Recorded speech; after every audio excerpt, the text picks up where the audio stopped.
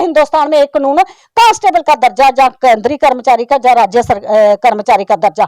नहीं तो इनको रिटायरमेंट पे 50 लाख रुपया देना चाहिए गवर्नमेंट ने। नहीं तो इनको जब तक जो चल रहे हैं इनकी रिटायरमेंट, जब आप वॉलंटियर बोलते हैं तो इनकी रिटायरमेंट एज नहीं है। हम होमगार्ड के परिवार को बोलेंगे, उनके बच्चों को बोलेंगे, आप आ जाओ अपने हक लेने के लिए।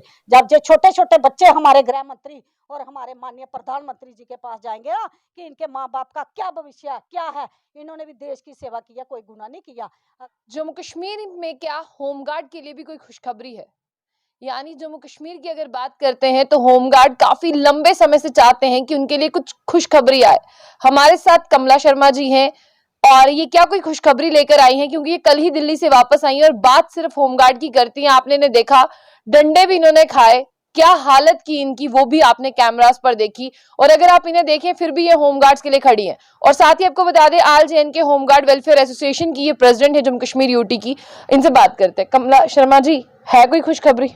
मैम खुशखबरी तो तब है हमारे लिए जब हमारा ऑर्डर हमारे हाथ में आएगा। सुनने में क्या है, सुनने से तो हम 25 साल से सुन रहे हैं कि आज हो रहा है कल हो रहा है।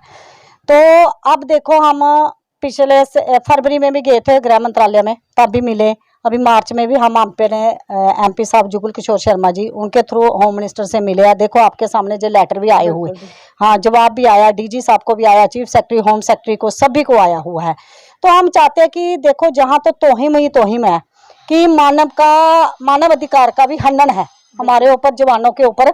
77 साल से आज तक देखो कितनी सरकारें आई, कितनी जे जो हमारे ऊपर एक्ट लगाए हुए, जे भी तो कांग्रेस की सरकार थी जब के जे लगे हुए 77 साल पहले के। 1962 में अगर युद्ध हुआ तब भी होमगार्ड ने बढ़ चढ़कर काम किया। जहां भी कोई भी दिक्कत आती है, देखो पैरामिलिट्री की तरह हम काम करते हैं। पैरामिलिट्री जो फोर्स है वो भी एक होमगार्ड का हिस्सा है मैम। जैसे वो ट्रेनिंग करते हैं वैसे ही हमारे लोग करते हैं। जब भी इनको जरूरत होती है कहाँ पे हमारे लोग खड़े नहीं रहते हैं, चाहे वो अर्थक्यूक हो, डिजास्टर हो, फ्लड हो, चाहे फायर फाइटिंग का हो, वेपन का हो, कोविड हो, कोई भी दिक्कत आती है तो होमगार्ड। त्योहार ही आते हैं, दिवाली हो, ईद हो, बैसाखी हो, कोई भी जितने भी त्योहार आते हैं तो लोगों को छुट्टी होती है, लेकिन इनको है कि आपने ड्यूटी पे जाना है। मैम एक बात यह है कि जैसे परमानेंट कर्मचारी काम करता तो वैसे ही होमगार्ड वाले उनसे ज्यादा ईमानदारी से काम करते हैं, लेकिन उनको हर फैसिलिटी है, होमगार्ड को कोई नहीं। अगर आप मिड डे की मैम ही देखो, अगर वो प्रेग्नेंट है, उसके घर में बच्चे की डिलीवरी होती है तो उसको 6 महीने के लिए गवर्नमेंट छुट्टी भी देती है, सब कुछ देती है, देती है नहीं फायदा। लेकिन होम गार्ड के लोग होंगे ना, वो नहीं जाएंगे, उनको आप बाहर निकाल देते हो। क्या वो देश की सेवा नहीं कर रहे हैं? वो बढ़ चढ़ कर देश की सेवा कर रहे हैं मैम। और आजाद हिंदुस्तान के अंदर आज भी होमगार्ड गुलाम है। जब मैम जो ऑर्डर नहीं मानेंगे ना इनका, आज वहां पे जाना है जहाँ वहां पे जो बोलते हैं उसको डिसंगेज करो, बाहर निकालो, बाहर निकालो। आज देखो जो जम्मू कश्मीर की हालत है ना होमगार्ड की, वो किसी स्टेट की नहीं होगी। अभी हमारी मीटिंग थी 16 अप्रैल को दिल्ली के अंदर, ऑल इंडिया नेशनल होमगार्ड की। मैं हाँ, उसमें भी यही डिसीजन था कि जम्मू कश्मीर के साथ, जम्मू कश्मीर का काफ़ी इसमें हर स्टेट तामन दे रही है। हमारे जो नेशनल प्रेसिडेंट है, चाहे वो जनरल सेक्रेटरी है, चेयरमैन है, सारे बढ़ चढ़ कर वो पिछले दिनों इधर भी आए थे। अब हम चाह रहे हैं कि अगर नहीं जो करते हैं, जैसे हमारा मैम महीने का हमें यही है कि जो साल में 150 दिन दिया जाता है, हमें पूरा 365 दिन दिया जाए। तो हम इसी की लड़ाई लड़ रहे हैं। जब कोर्ट ने भी डिसीजन दिया है, सुप्रीम कोर्ट ने भी दिया है डिसीजन इसी के ऊपर कि इनको कांस्टेबल का दर्जा, डीए ग्रेड पे डीए जितने भी इनके नौस है। जैसे अभी उड़ीसा का ही कल एक हफ्ता पहला ऑर्डर हुआ, उसमें भी सुप्रीम कोर्ट ने क्लियर कट लिखा है, जैसे पुलिस कांस्टेबल की सैलरी बढ़ती है हर साल में, हर उनको नौस लगते हैं, तो ऐसे ही इनके भी लगने चाहिए, इनके भी लगने चाहिए। लेकिन बाकी स्टेटों में इम्प्लीमेंट हो जाता है, जे&के में इम्प्लीमेंट नहीं होता है। क्या जे अब ड्यूटी बनाया, अब तो केंद्र प्रशासित देश है, अब तो हमें कोई इनके ऊपर तो होना ही नहीं चाहिए। केंद्र डायरेक्ट डिसीजन ले सकता है कि हमने इनको हक देना है, जहाँ कुछ करना है। मैं बोलती माननीय हमारे गृह मंत्री जी, हमारे माननीय प्रधानमंत्री जी, जिनके देख रेख में चाहे उस वक्त तो कोई भी था जब होमगार्ड बनी, तो ये जो संगठन बना 77 सालों से बना हुआ है। 77 सालों पहले ये गृह मंत्री और प्राइम मिनिस्टर ने बनाया था इसको, चाहे वो किसी भी सरकार का सरकार था।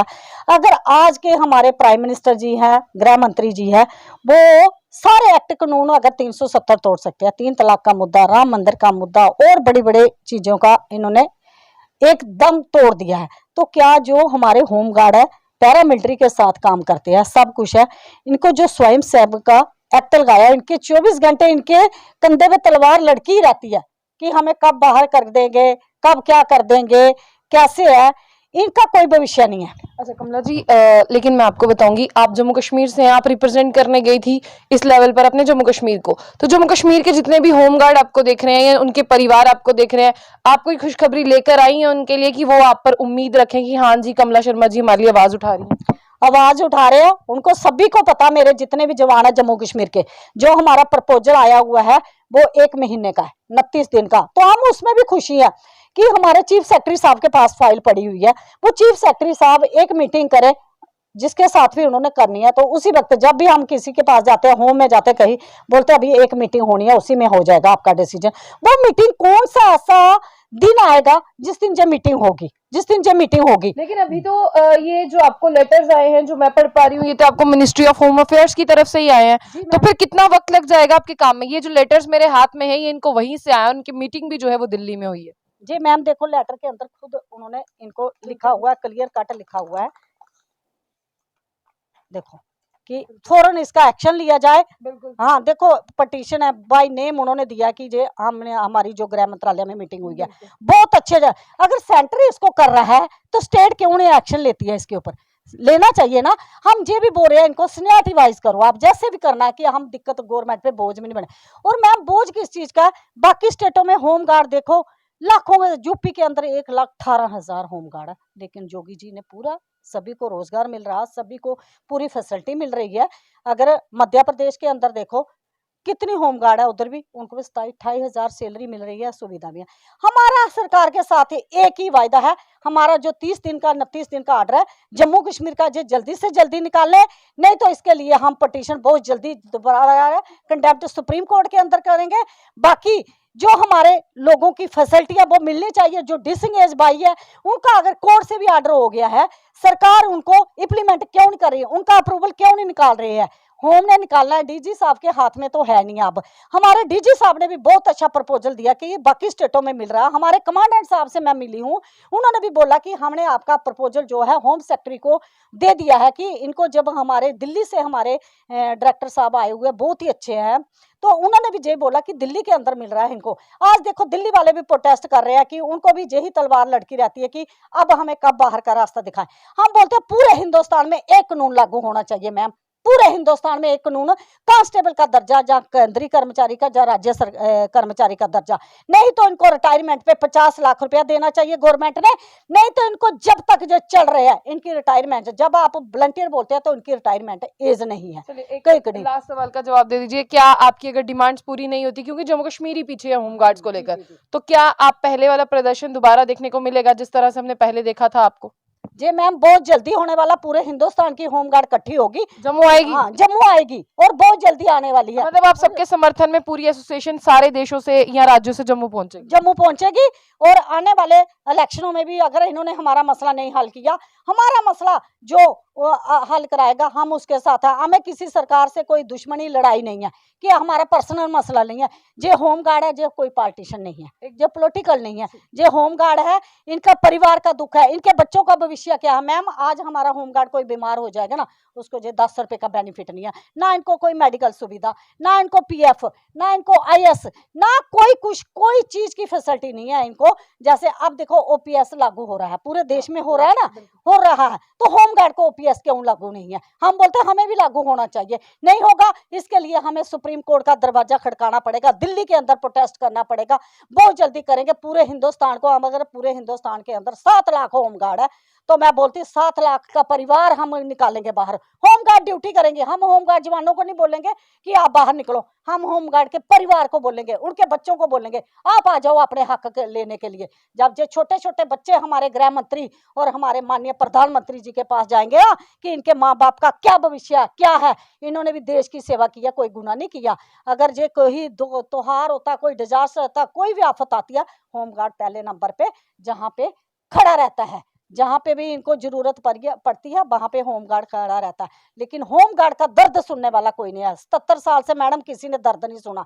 हम अपने माननीय प्रधानमंत्री और गृह मंत्री पर पूरा भरोसा था कि अगर आपने 370 तोड़ा है, आपने 3 तलाक का मुद्दा, राम मंदिर का बड़े बड़े काम किए हैं, तो होमगार्ड एक्ट में कौन सी दिक्कत है? इसको तो आप संशोधन हम बोलते हैं इकाई 8 के तहत इसका संशोधन किया जाए, हमें राज्य कर्मचारी का दर्जा, जहाँ उसका दर्जा दिया जाए केंद्रीय कर्मचारी। हम भी पैरामिलिट्री के साथ करते हैं मैम। आर्मी के अंदर टेरिटोरियम आर्मी है, जिनको वो भी वेपन हमारी तरह ही वॉलंटियर है, लेकिन उनको पूरी सुविधा है, उनको सब कुछ है, लेकिन होमगार्ड को नहीं है। हमें किसी से, हम माननीय प्रधानमंत्री जी, गृह मंत्री जी से यही अपील करते हैं, आपने जो लेटर हमारे एलजी साहब को, होम सेक्रेटरी साहब को और डीजी साहब को और चीफ सेक्रेटरी को बोले, इनके बोलेंगे कि इनकी मीटिंग जल्दी जल्दी कीजिए और इन लोगों का भी निवारण कीजिए। हमें कोई रोड पे आने का शौक नहीं है, हमें कोई मीडिया के आने पे शौक नहीं है। हम अगर मांग रहे हैं तो इन गरीब लोगों का दर्द है जो इनके पेट पे लात बज रही है, क्योंकि आपने इनको हक नहीं दिया गया है। हक लेना हमारा फंडामेंटल राइट है, हम आज़ाद हिंदुस्तान के अंदर रहते हैं, कोई हमें किसी से नहीं मांगना, अपने गृह मंत्री से ही हक मांग सकते हैं। जब हम ड्यूटी करते हैं आपने उसका देना, कोई हमें दान तो करना नहीं है, हम जो ड्यूटी कर रहे हैं उसका ही भुगतान मांग रहे हैं ना, उसका ही भुगतान मांग रहे हैं। हम यही कहते हैं कि जो 77 साल से नहीं हुआ वो करके दिखाइए। जय हिंद, जय भारत। बहुत बहुत शुक्रिया। ये थी हमारे साथ कमला शर्मा जी, जिन्होंने बहुत बार डंडे भी खाए हैं, लेकिन